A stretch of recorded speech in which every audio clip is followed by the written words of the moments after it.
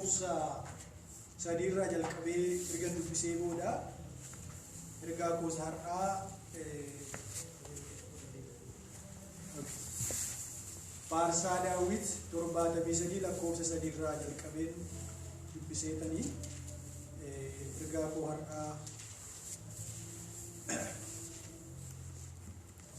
tiseena. Warri jalloonni nagaatti jiraachuu isaanii yeroon argee warra of jajan kanatti weenna'een ture jedha. Weenna'uu jechuu beektu? Weenna'uu jechuun akkamittiin isaaf kana ta'e isa jedhamu jecha.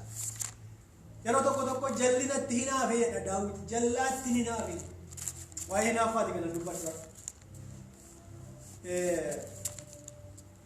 Namni qajeeltoon ta'uufiin otoo jiru, namni jallaan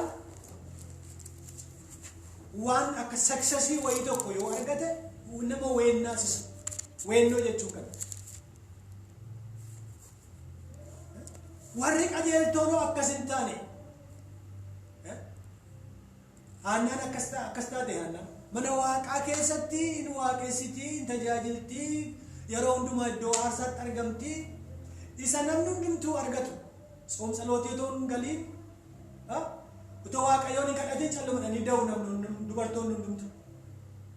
Isheen garuu hin kadhattii, hin soomtii, Waaqayyoon hin gaafattii, weenna'uutti kaate. Akkamittiin yaa Waaqayyo. Masaanonni ishee immoo ishee dudduchisiisaa turan. Akka isheen hinaaftu, akka isheen aartu gochaa turan. Hinaaffaa gosa 2-3tu jira. Isa itti ilaalla har'aa. Isa jalqabaa yogguu ilaalle hinaaffaa isa negatiivti. Hinaaffaa isa gadhee fokkisaa ta'ee ilaalla dura achirra. Jireenya namaa keessatti kan jireenya namaa quucarsu, jireenya hafuura namaa kan nyaatu, namoota garan taanetti yaada namaa kan oofu yeroo baay'ee hinaaffaa isa kana. Amantootaaf hin barbaachisu akkasii. Roomee boqonnaa 13 lakkoofsa 13 irratti waa'ee kana ilaalchisee mee sagalee Waaqayyoo irraa dubbiseetanii Roomee 13 lakkoofsa 13 irraa maqaa Yesuusiin nan dubbisaa. Kottaa amala keenya tolfannee akka warra ifa guyyaa keessaa deddeebi'aniitti jiraanna malee albaadhummaatti yookiis machiitti, halalummaatti yookiis gadhiisiitti, nama loluutti yookiis weennootti hin jiraannu. Aliif inni kun gaarii miti jecha. Hojii maaliiti? Hojii fooniiti. Weennoon Galaatiyaa boqonnaa 5 lakkoofsa 19 irraa ilaaluu dandeessu. Hojii foonii maal akka ta'e. So wanti akkasii kun jireenya namaa akka miidhuu danda'uudha nutti argisiisa iddoo kanatti. Akkasumas immoo Qorontoos jalqabaa boqonnaa 13 lakkoofsa 4 irratti jaalala, waa'ee jaalalaa dubbata. Guutummaan Qorontoos 13 kuni jaalalli danda'aadha jedheetu gaarummaas hin agarsiisa jedha. Gaarummaa miti jechaadha weennoon yookiin hinaaffaan inni gadheessu. Waa'ee kanaa yommuu dhufu akka anitti isin arguu barbaadetti isin hin argu taa'edha Phaawulos boqonnaa Qorontoos 2 boqonnaa 12 lakkoofsa 20 irratti. Yommuu dhufu akkan isin arguu barbaadetti isin hin argu ta'a. Isinis akkana arguu barbaadanitti ana hin argitani ta'a. Qoccolloo, hinaaffaa, eekkamsi, ofittummaan, maqaa nama balleessuu, of bokoksuu, gara dhabuun isin gidduu jira ta'a jedheen sodaadha. Hinaaffaan isin gidduu jira jedheetan sodaachaa jira. Phaawulos nama gooftaati. Ijoollee isaa warra Qorontoos jiranitti dhahima ergaa kana. Isin gidduu akkan jiraanne wanta akkasii kun. Maaliif wanti kun isin keessa yoo jiraate jireenya hafuura keessanii balleessa. Hariiroo isin Waaqayyo wajjin qabdan gargar fageessa jedheetu dubbata. Waa'ee kana ilaalchisee Abeeliif Qaayeel seera uumamaa boqonnaa 4 irratti argina. Obbolaa iddoo tokkotti aarsaa dhiyeessu ture, iddoo tokkotti waaqayyoof waaqessu ture. Otuu waaqessaa jiranii garuu waaqayyoo aarsaa isa tokko ilaalee aarsaa isa tokko ilaaluu dide.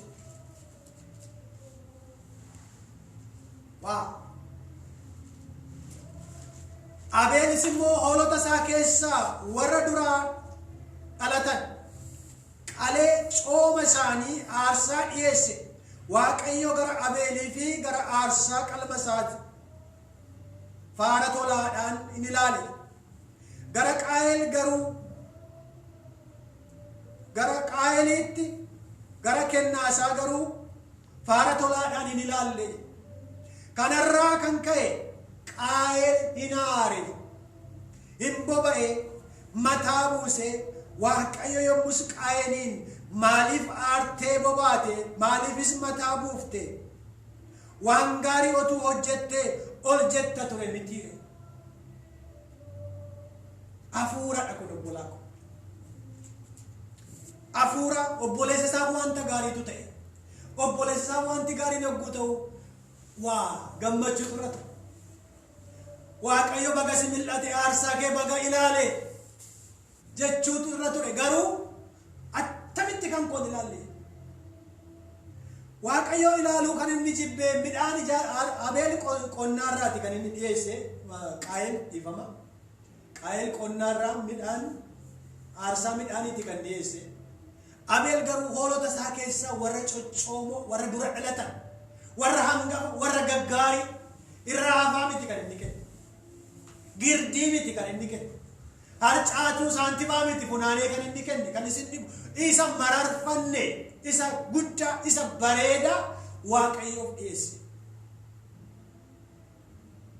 Naafa miti, bal'aa miti, cabaa miti. Namoonni tokko tokko hankaaftuu wanta maa hin baafne mana waaqatti yoo dhiyeessu ta'e kuni barnoota ta'a. Waaqayyoo isa gaarii akka isaaf dhiyeessinu barbaadamee jedha malu. Garaa keessa wantichi midhaaniif ta'uudhaaf hoolaa ta'uu sanatti hin fakkaatu. Garaadhumarraa bu'ee hammaaree tarii isa dura galfate kuntaala isaa, gootaraa isaa otuu kennera ta'e ilaalataa hidhee yaadu hin beeku. I don't know why. Irra guddaa waaqayyoo dhiigaan araara gochuun isaa akkuma jirutti ta'e garuu kan qabu dhiyeesse namni kun. Akkaataan itti dhiyeesse mootifii namni ittiin dhiyeessu laala waaqayyo bara. Garaa namaa laala waaqayyo. Sanitti goonu miti, maalirraa kaanee akka goonu laala waaqayyo. Kanaaf yogguu waaqayyoof waa gootan yaa saba ko, yaa obbolaa ko, garaa keessan irraa godha. Ameen jedha maalni. Garaa keessan irraa, isa marartee keessan irraa godhaa waan waaqayyo argitu jireenya keessan. Yogguu isin hidda kuttanii darbitan bireeksinuu keessan ariifachiistu. Mararteen waaqayyoo mararsiifamu hin jiru. Miidhagaas jettanii waaqayyoof kan qusattan hin jiraatu. Abrahaam waggaa gara dullooma gara du'a ga'ee waggaa 90 keessa kan godhate mucaa tokkicha isayyuu kadhata baay'eetiin kan dhalate. Beektu dubbii waaqayyo dhageessaniitu kanaan. Seera uumamaa boqonnaa 18, 17, 15 laaluu dandeessu. Akkamitti akka Abrahaam waaqayyo fuuldura dhaabbachaa ture. Garuu maaltu ta'e? Waaqayyo erga kennee booda immoo isumaayyuu isuma tokkitti mucaa tokkitti kanallee isuma maal godhee waaqayyo inatti malu naaf eesse aarsaa naaf godhee. Abrahaam baay'ee na dhibanan iddoo kanatti mararteedha dhalli ala waggaa meeqa boo'ee argate. Waaqayyo dhiiga namaa kan hin dhugne beeka Abrahaam. Garuu maaliif hin jedhe waaqayyo? Waaqayyo Abrahaamiin qoruudhaaf jedhe. Garaasaa keessa arge waaqayyo. Akkaatii naaf hin qusanne nan arge jedhe waaqayyo. Maqaan isaa kan eebbifamu yaa ta'u. Muruudhaaf yeggunni jedhu no Abrahaam garaa kee arge. Hammam akkaatii waa'ee koof naatun arge. Dhiisi billaa kee, deebisi haaduu kee. Maqaan gooftaa kan eebbifamu yaa ta'u. waaqayyo hamma kana jabaa waan akkasii badaan gaafate hin beeku. Garuu waaqayyo yeroo tokko tokko waan nama barbaada. Kanaaf isuma yegguu kuni ta'uu fi Abeel waan fuula waaqayyootti ilaalamee fi Qaayeen achumatti iddoo aarsaatti jalqabe. Iddoo afurri waaqayyootti iddoo waltajjii waaqayyootti hinaafuu jalqabee mataa buuseedha. Dubbisaa seera uumamaa boqonnaa 4 lakkoofsa 4 jalqabdanii ilaaluu dandeessu. Otuu gaarii gootee fuulli kee hin ifa ture miti.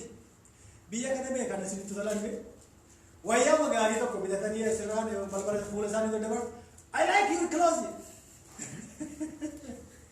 Si gammadere jechuudha dargite. Sini kala miti yaadichi. I'm happy for you. Wayyaa gaarii bitatte. Kuni waan guddaa miti. Wayyaa gaarii. Waaqayyo kana waan baay'eetti jechuu danda'a. Garuu what does that mean? Yoo ati jechuu baatte immoo she didn't say anything about it. Homaanaan hin jenne wayyaa gaarii bitadhee jedhu. Were they upset? Naan gammanni moo hin dhoksanis. Kanaaf hinaaffaan gadheen jireenya namaa nyaata qiinqaniidha. Kan isin dhibu Abeeliin achumatti pilaanii baase. Waaqayyo maal jedha? Cubbuun balbala kee naanna'aa jirti yaa Qaayeen. Amma irratti ba'uu qabda akka isheen irratti hin moone. Maalichuu barbaade ture Waaqayyo? Obboleessa kee ajjeesuuf pilaanii baastee jirta garuu itti nissaa galisiin jedheen si gaaffaayne Waaqayyo. Yaada kee kana geeddarii. Sagalee waaqayyoo keessatti koo ajjeesuu jechuun haaduudhaan muruu yookiin rasaasa rukutuu qofa miti. Jibbuun maal jechuudha? Ajjeesuudhaan sagalee waaqayyoo sirrii moo sirrii miti? Itti aaruun qiimii qabatanii deemuun yoo obboleessi keessi gaddisiise iddoo aarsaa dhaqxee yegguu yaadattu battaluma sana aarsaa kee dhiisiitti dhaqee obboleessa kee wajjin nagaa buusii sagalee waaqayyooti. Achumatti pilaanii baasee obboleessa isaa bakkeetti wajjin deemee achitti ajjeesee deebi'e. Qaayeel achii booda waan inni ta'e beektu joortuu ta'e. Waaqayyo joortuu ta'e. Sin ajjeesu garuu jedhu Waaqayyo. Qibisbisii ta'ee hafe. Abeel garuu aarsaa Waaqayyoo dhiyeessee Waaqayyoon otoo waaqessu lafarra waggaa baay'ee jiraachuu yoo baate jireenya bara baraa Waaqayyo wajjin jiraate. Fakkeenya qulqullootaa ta'e. Maqaan Waaqayyoo kan eebbifame haa ta'u. Qulqullootaaf fakkeenya ta'e. Du'a qulqullootaa du'e jecha. Namoonni har'a hinaaffaadhaan nama ajjeesu. Hinaaffaadhaan maasii namaa fudhatu. Hinaaffaadhaan qotiyyoo namaa fudhatu. Hinaaffaadhaan waan barbaadan namarratti taasisu. Hinaaffaadhaan nama buqqisu. Maasiirra jireenya isaarra buqqisu. Isa har'a 21st century keessatti akkas ta'aa jira. Hinaaffaatiin namoonni.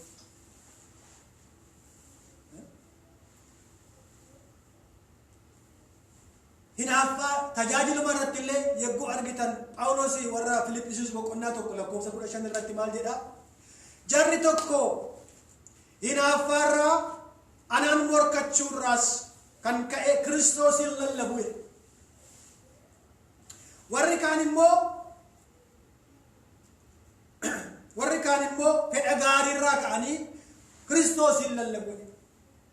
Karaa kanas haa ta'u karaa sanas garuu Kiristoosin lallabamaa. Maqaan Waaqayyoo kan eebbifame haa ta'u. Garuu mootiivii gaariitiin warri lallaban jiru. Mootiivii gaariidhaan otoo hin taane hamminaan immoo kan lallaban jiru. Tajaajilumallee yoo ta'e yaada qajeeltoodhaan yoo tajaajilamu morkiidhaan tajaajilu namoonni. Kompiitiin wudiddiriitiin tajaajilu namoonni. Akkas ta'ee jira barri kun obbolaan. Kiristoos garaa isa Kiristoos qaba ture qabaadhaa jedha. Filiphisius boqonnaa 2 guutummaatti yoo dubbiftan. Inni gad of deebise jedha. Waaqummaa isa isaaf kenname akka isaaf ta'utti ni ilaalle ture.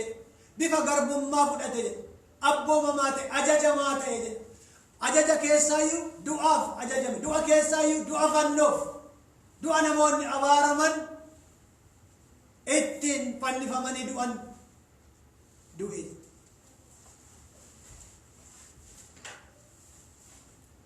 Kanaaf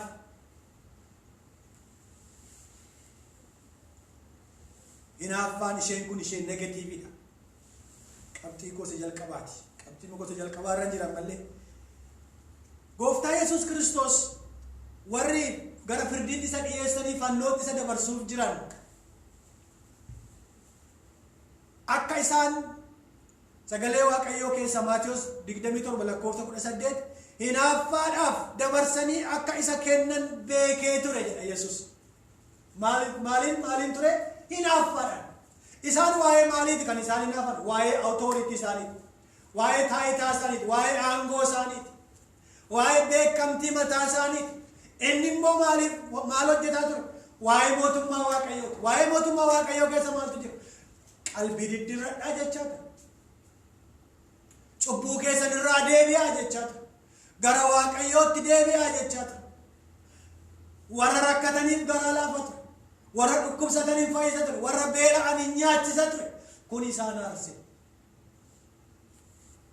Kanaaf itti hinaafanii jedhe. Of course Yesuus du'uudhumaaf dhufe. Silaas kaayyoon ittiin inni lafa kana dhufe durumaayyuu du'ee warra du'anitti faradame oolchuudhaaf.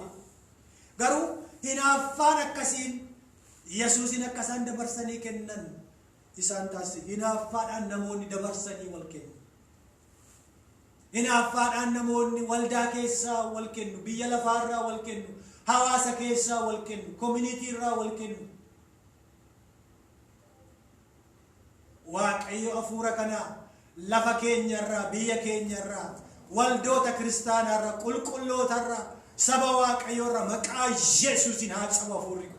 Ameen jedha maalu. Haleluuyaa.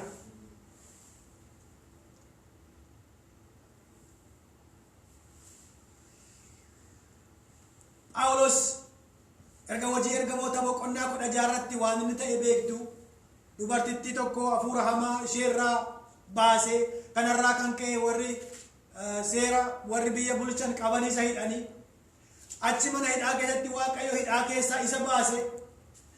Garuu booda maal jedha? Yihudoonni garuu isa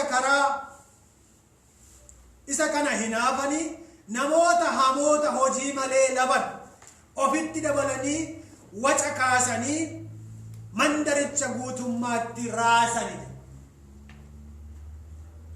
My God.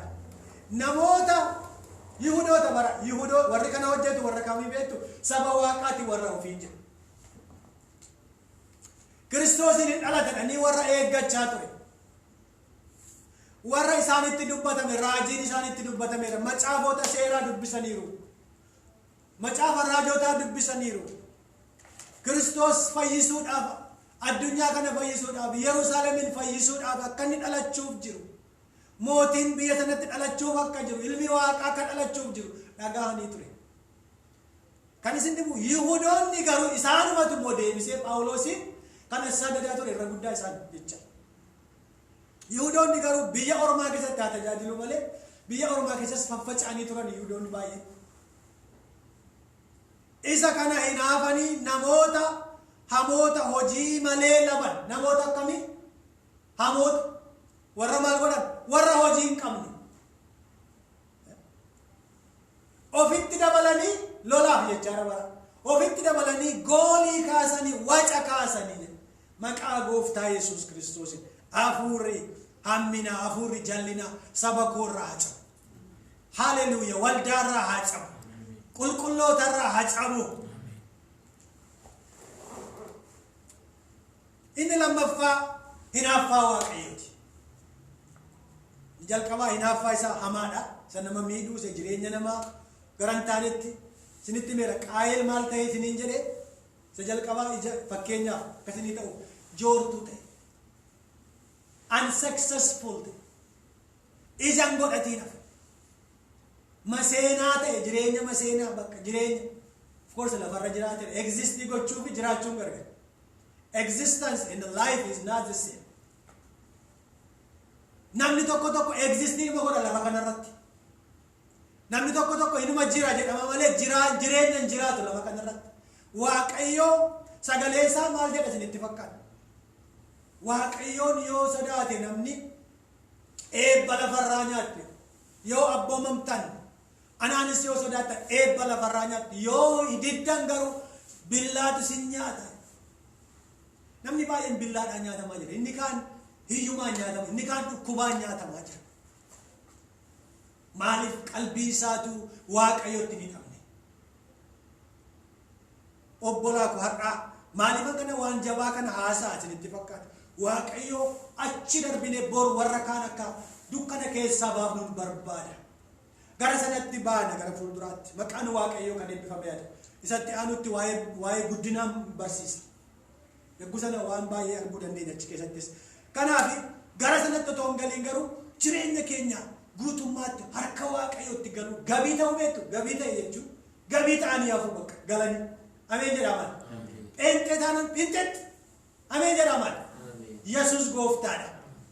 Garraamummaatiin gowwummaatiin waan Waaqayyo fudhatanii eebbaaf ta'anii warra kaanis eebbisanii ofiis jiraatanii darbu. Garaa walakkaan jireenya namaa balleessiti. Waaqayyoofis hin ta'u namni tokko tokko ofiifis hin ta'u biyyaafis hin ta'u waldaafis hin ta'u. Kanaaf akka maayii baafnuuf Waaqayyo barbaada. Ameen jedha. Kanaaf inni lammaffaa hinaaffaa Waaqayyooti. Hinaaffaa Waaqayyoo jechuun Waaqayyo ofuma isaa qofaa Waaqa ta'ee jiraata. Waaqni kan biraan isa biran jiru. Waaqayyo lama miti, Waaqayyo sadii miti, abbaa ilma hafuura qulqulluu haa jennu malee Waaqayyo tokkichu.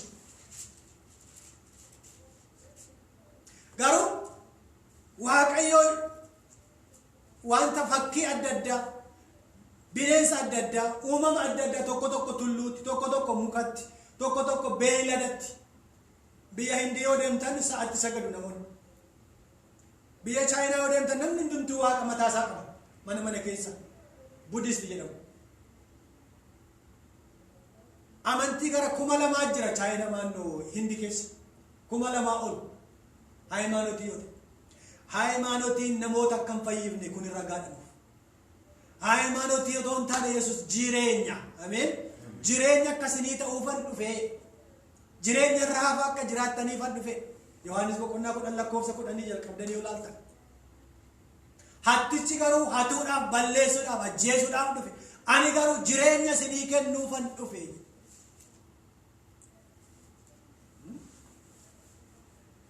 Haleluuyaa. Kanaaf seera boqonnaa 20 abboommi kurnan keessaa tokko kan ta'e seera boqonnaa 20 lakkoofsa 5 ati bifa fakkeenya kanaaf hin sagadin isaafis hin hojjetin. Ani Waaqayyo gooftaan kee hinaafaadha. Waaqayyo maalidha? Hinaafaadha. Waaqa kan biraa akka waaqessuun hin barbaadu. Waaqa kan biraaf namni waaqa jedhee akka jilbeeffatu hin barbaadu Waaqayyo. Tokko tokko bofa waaqessa, tokko tokko jawwee waaqessa, tokko tokko tulluusa waaqe, tokko tokko laga waaqessa. Waaqayyootu uume. Isa Waaqayyo uumeetti namni hin sagadu. Isa Waaqayyo uumeef namni jilbeeffatu. An sagadamuu fi Waaqayyoo fi. Galanni gooftaa keenyaaf haa ta'u. Kanaaf uumamaaf yoo sagadan Waaqayyo hinaafa jechaadha. Waaqayyo kan biraaf hin sagadin. Ani Waaqayyo inni maqaa koo hinaafaa jedhamee beekame gooftaa hinaafudha. Seera boqonnaa 34 lakkoofsa 14. Waaqayyo kan biraaf hin sagadin. Ani Waaqayyo inni maqaan koo hinaafaa jedhames beekame gooftaa hinaafudha. Ameen. Maqaan Waaqayyo kan eebbifame haa ta'u. Waaqayyo hinaafaadha.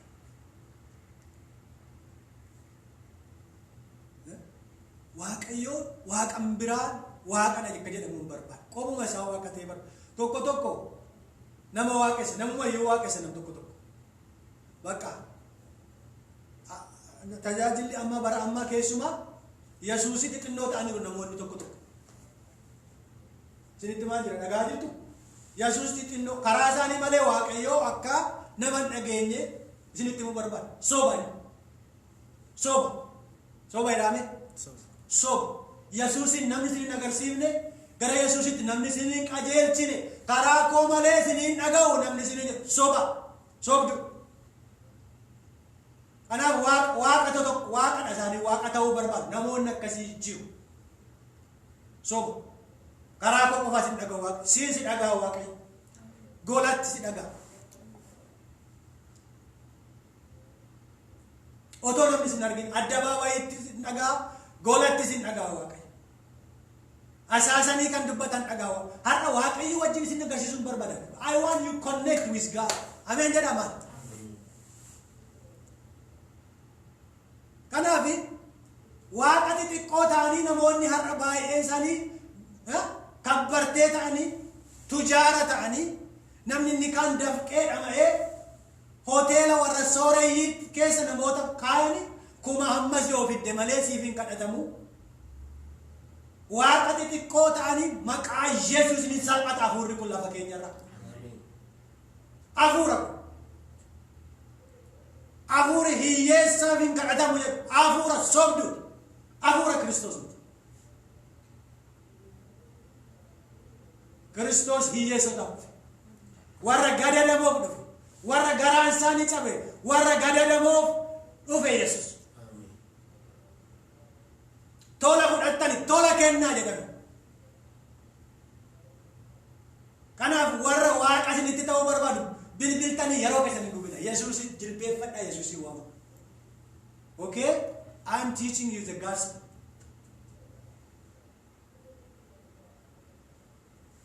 Akkas jechuun koo kennaa namoota keessa jiru tuffachuu koo. Ayyaana waaqayyo namoota irra kaa'e akkasin balfitanii. Ayyaanni namootaaf kennamu gargari. Garuu namoonni tokko akka wangoo ta'aniif hoolaa fakkaatanii garuu wangoo hafuura wangootiin guutamanii ayyaana waaqayyo isaaniif kenne gurgurachaa jira. Kuni wangeela dhugaa miti. Kanaaf waaqa xixiqqoo ta'aniiru namoonni waaqa kan biraan barbaadu waaqayyo ofuma isaa waaqa.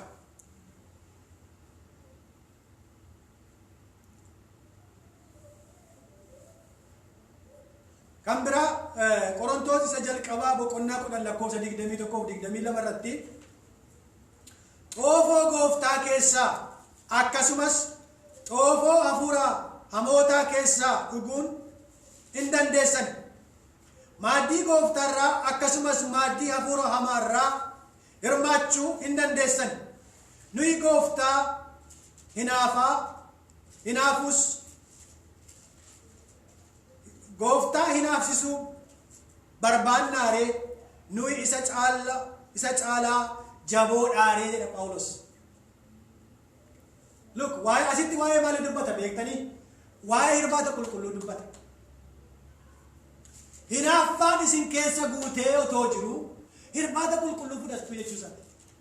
Aariidhaan jibbaan hinaaffaadhaan dorgommeedhaan otoo jirtanii hirbaata dhiiga Yesuus Kiristoos jettanii isa fudhattan quddus qurbaaniti jettanii fudhattu jedha. Kana gochuun keessan maaddii seexanaarras maaddii waaqayyoorras nyaachaa jirtu. Xuwwaa waaqayyoorras xoofoo kan waaqaarras kan seexanaarras dhugaa walitti dabaltanii jirtu. Kanarraa kan ka'e waaqayyoon hinaafsistu jedha. Waaqayyoon nutti hinaafin malu. Ameen jedhama.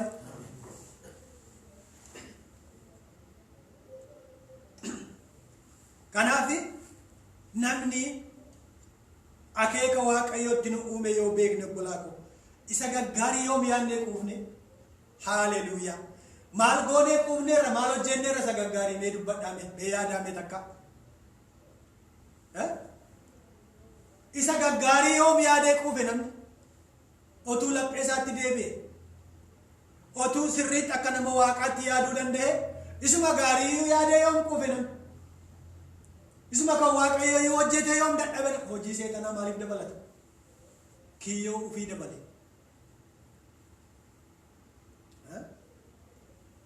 Faarsaa 78 lakkoofsa 58 irraa iddoowwan ol ka'oo irratti sagadanii tuttuqanii isa hin aarsanii jedha. eenyuun kan aarsani waaqayyoon jecha waaqayyoo tolfamoo isaaniitiinis isa hinaafsisani tuttuqanii isa kaasani waaqayyoo tuttuqanii kaasu namoonni baay'ee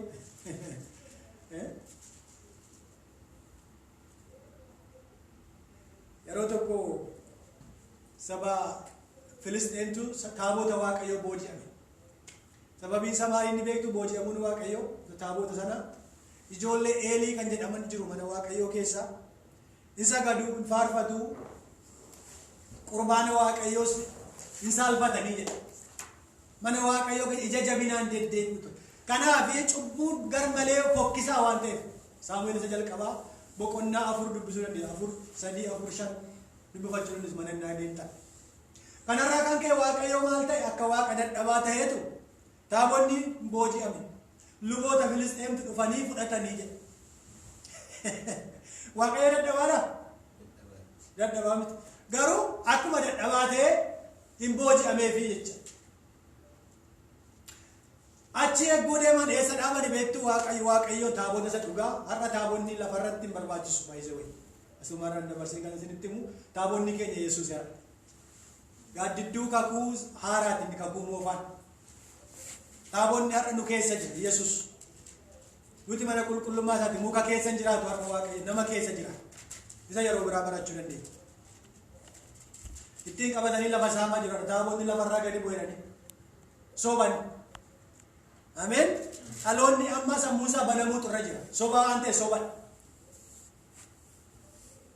Nama jaanjessaa jiru. Taabonni waaqa maaramii achitti buute taabonni Gabreelii lafatti bu'ee qabalatu bahee jedhanii lafa gabareerraa hiyyeessarraa saamaa jira. Guyyaa har'a 21st century. Amma salphachaa jira. Haa salphatu ameen. Salphataa jira hafuurri akkasii tuffatameera.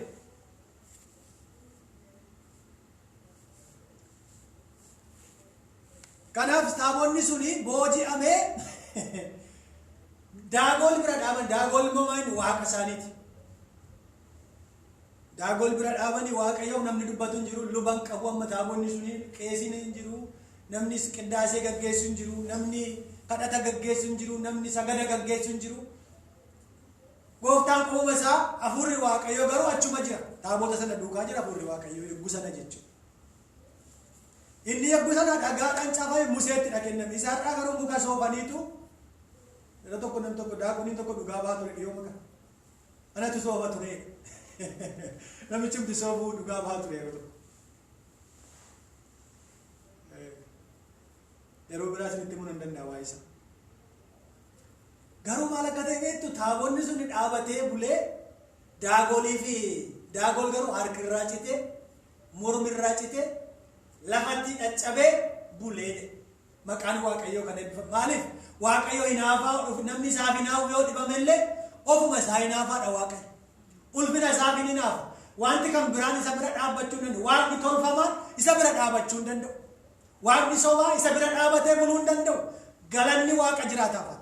Caccabee bule haa caccabu maqaa Yesuus. Harca'ee bule jedhe.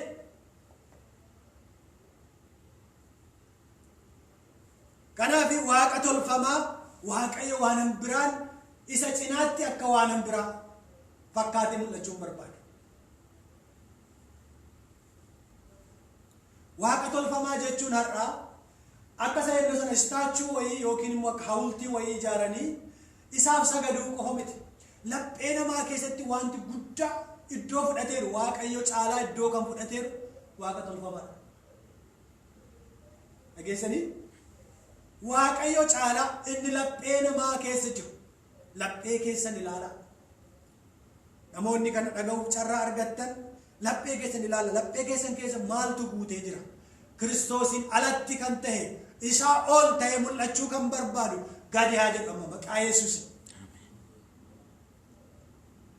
Inni mootii ta'ee jiraachuu barbaada nu keessa. Inni gooftaa ta'ee mul'achuu barbaada nurratti.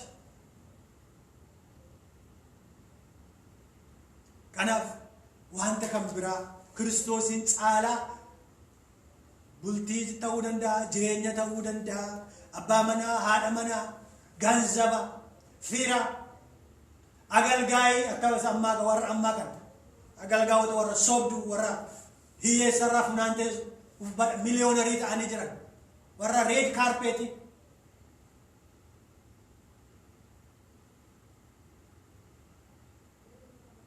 warra akkasii kuni wanta akkasii kuni laphee namaa keessa yoo jiraate waaqayyoo dhimma qabu. Waaqayyoon harka isaa kan gabaabsaa jiru nama. Harki waaqayyoo hin gabaabbatin.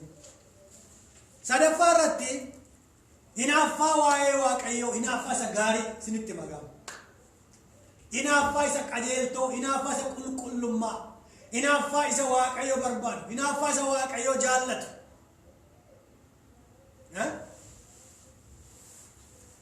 Phaawulos akkas jedha Qorontoos lammaffaa boqonnaa 11 lakkoofsa 2 irratti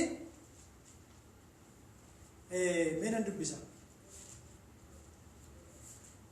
Tokko lama ani akka durbaa amanamtuutti Kiristoos abbaa manaa tokkichatti isin heerumsiisuudhaaf isin kaadhimsiisee waanan tureef akkuma waaqayyoo hinaafu anis isiniif nan hinaafa. Asitti maal jechuu barbaada? Waa'ee abbaa manaaf waa'ee haadha manaa dubbata. Waa'ee abbaa manaa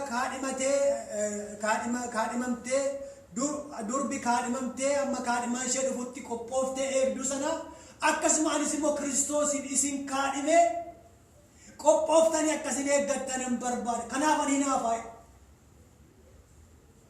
Hinaaffaan biraan qabu. Durbi kaadhimamte coowwaadha. Abbaan manaa kaadhimates coowwaadha. Miti hin eeggata. Waslaattaa miti. Akkuma kana isinis immoo qophooftanii bareeddanii qixooftanii gooftaan gaafa dhufu akka hin qaanofne akka ija laafnetti ija jabina akka qabaattanitti waaqayyo fuulduratti mudaa malee akka taatan hin barbaade jechuudha.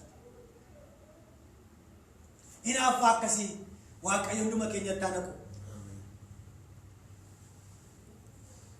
Phaawulos Filiphisius boqonnaa 3 lakkoofsa 3 amma 7 dhaqee ilaale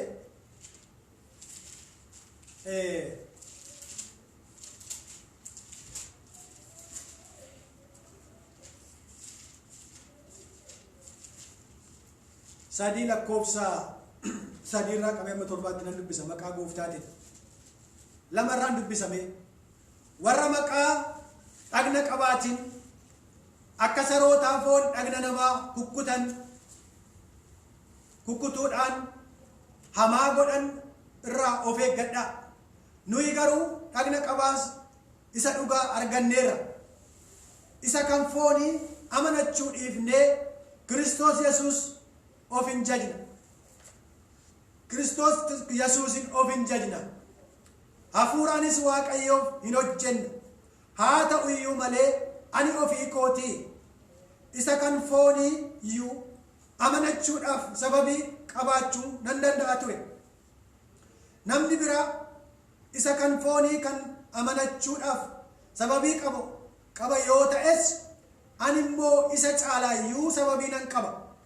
Dhaladhee gaafa 8ffaa dhagna qabadhee sanyii Israa'el gosa Biniyaam keessaan dhaladhe.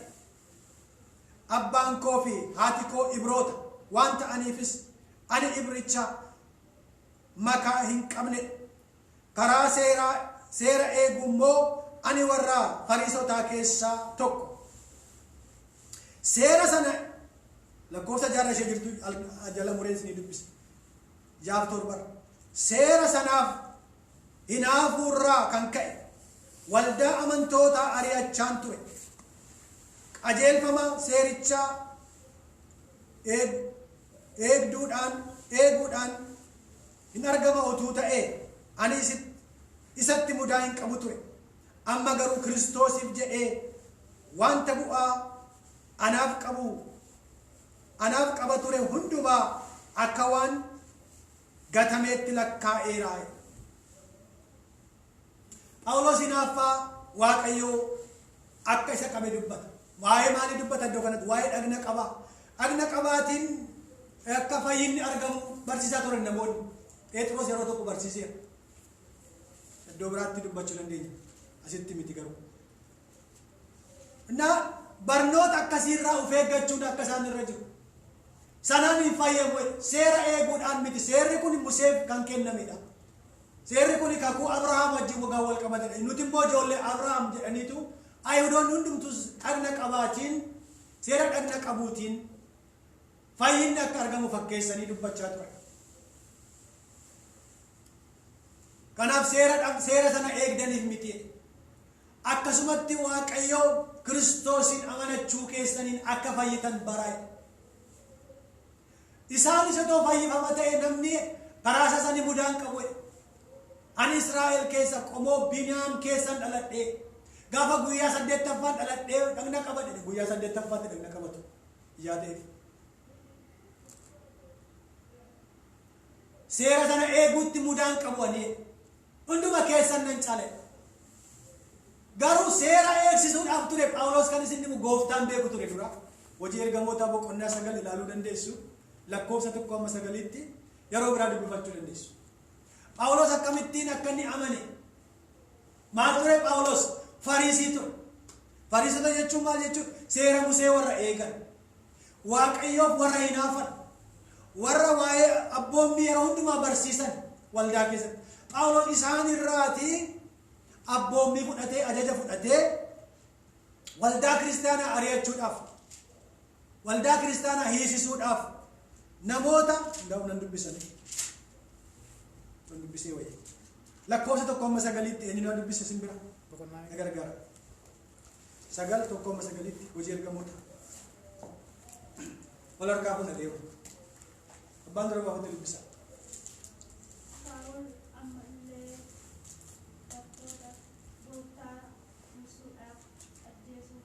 Doorsisuudhaaf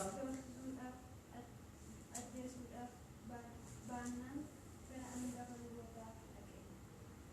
Warri daandii mangeelaa irraa adeeman yoo arge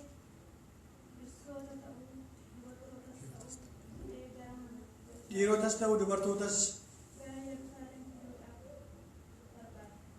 Kanaaf ajaja manneen sagadaa Damaasqoo akka isaaf caafuuf hangafa lubootaa gaafate.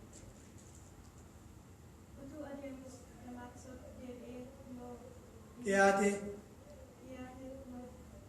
diingata ilmi Waaqa irraa naannoo isaa calaqqeesse. Lafa dha'ees sagalee Saa'ol maaliif na'an? Gahingaa cimatti dhaaba. Baagiraawundi masinii kennuuf. Phaawulos akkamitti fayyee dhaddoon kun. Phaawulos bira amanataan ture. Ergamoota warra 12 keessaan ture.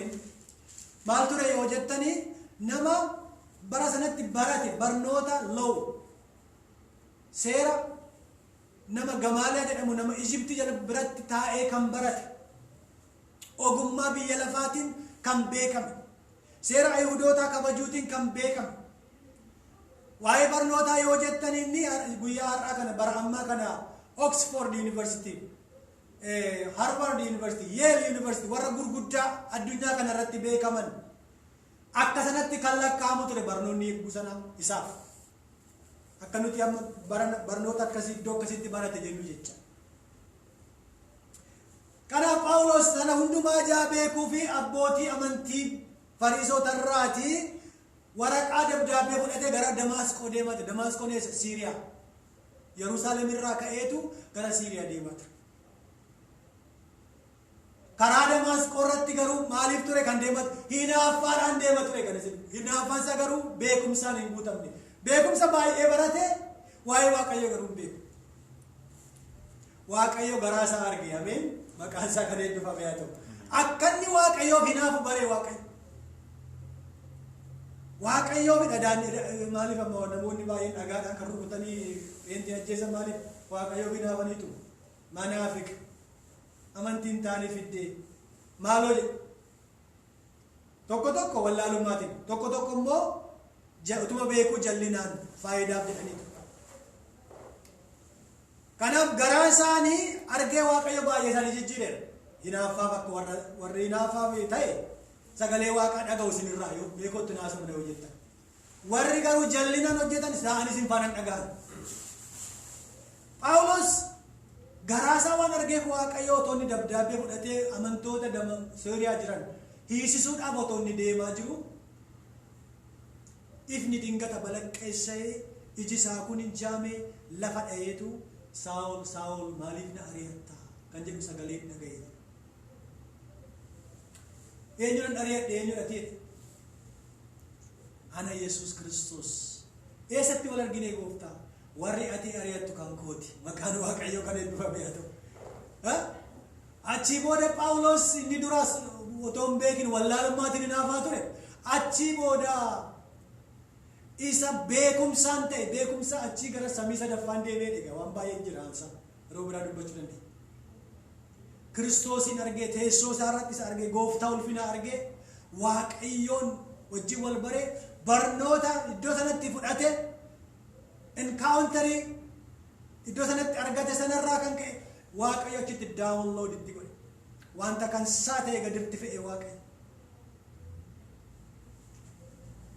Achii booda Phaawulos isa durii hin taane hinaaffaa isa erga baratee booda immoo hinaaffaan biraatutti galee immoo dura Kiristoosin ari'achaa ture wallaalummaatiin amma immoo hinaaffaa gaariidhaan beekumsaan haleluuyaa wangeela kanaaf jecha addunyaa kanarratti hojii guddaa nama hojjete. Macaafa qulqulluu 1/3 of the Bible kan barreesse no 1/3 of kakuu haaraa 10 keessaa harka sadii keessaa harka tokko macaafa qulqulluu guutummaatti immoo 10 keessaa tokko kan barreesse nama guddaa umurii waggaa xiqqoo keessatti waan guddaa hojjete Waaqayyo. Hinaaffaa isa kamiin? Hinaaffaa isa qajeeltootiin, hinaaffaa isa kan Waaqayyootiin, hinaaffaa isa gaariitiin guutameetu waan Waaqayyoof ka'e. Maqaan Waaqayyoo haa eebbifamu. Ameen ameen. Gara xumuraatti deemaa jirra. Beekaaneetu dhaabannee kadhanna. Haleluuyaa.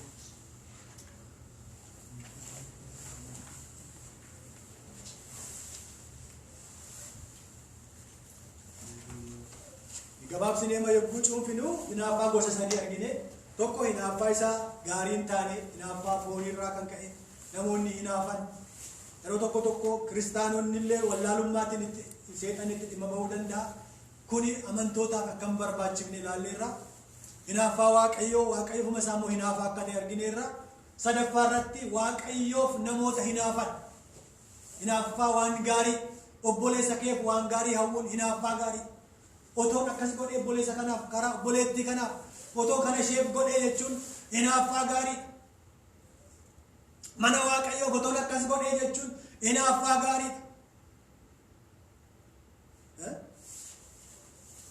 Namoonni waan gaarii mana Waaqaaf hawwan inni hinaaffaa gaariidha. Gooftaan har'a isa gaariidhaan gara keenya akka dhufu nutti haa dabalu isa gaggaarii sana. Ameen. Natti dabali gooftaa hinaaffaa mana kee, hinaaffaa mootummaa kee, hinaaffaa saba kee. Haleluuyaa. Akkan qabaadha. Daawunloodiin irratti taasisi yaa Waaqayyo jennee daqiiqaa 2-3 hin kadhanna.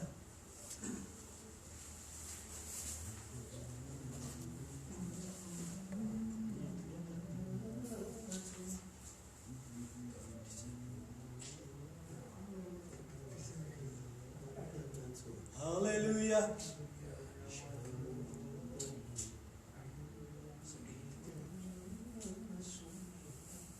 Hallelujah. Mee hinaaffaa sana hallelujah. Hinaaffaa Waaqayyoo yoo qabaate namni waan isin qabu hin jiru, waan isin daangessu hin jiru. Hinaaffaan Waaqayyoo yoo isinitti gale weezariin isaa yoo weezariin jiraate hin waaqessin. Yoo gaarii ta'e gaarii ta'uu baate hin tajaajilta. Hinaaffaan Waaqayyoo yoo jiraate gaafa sitti tole qofaan Waaqayyoon hin jajattu. Hinaaffaan Waaqayyoo yoo sitti gale hallelujah. Hirriba keessaa dammaqxee Waaqayyoon kadhatta Waaqa sagalee Waaqaa dubbifta. Warra kaaniif kadhatta biyyaaf kadhatta. Hallelujah. Hallelujah. Hara baba badibos egradinamos penemeglebe gendora bas penemenemosia. Hallelujah. Hallelujah. Krabas penemeglebe gediboso krobodia. Hallelujah. Si arga juga ya gota wanundu marana